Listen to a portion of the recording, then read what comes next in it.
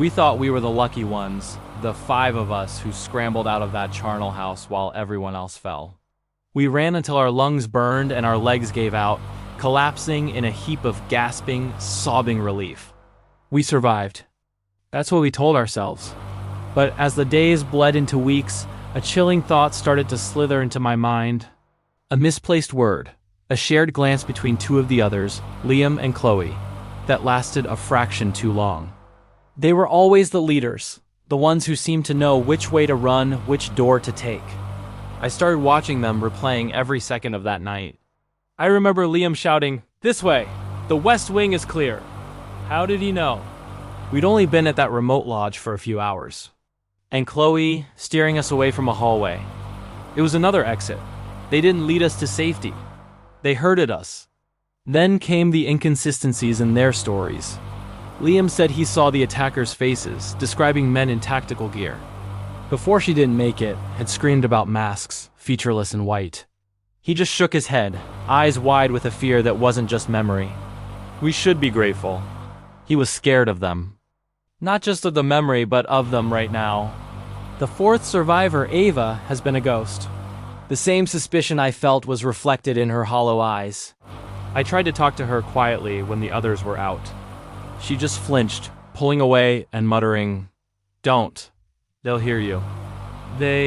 Not the attackers. It hit me like a physical blow. This wasn't a random massacre.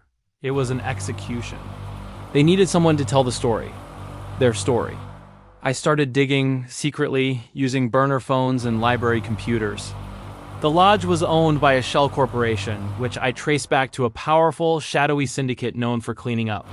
They were whistleblowers, journalists, and activists, all connected to a massive expose that was about to break. A story that would have ruined the syndicate. A story that now will never be told. Because all the primary sources are dead.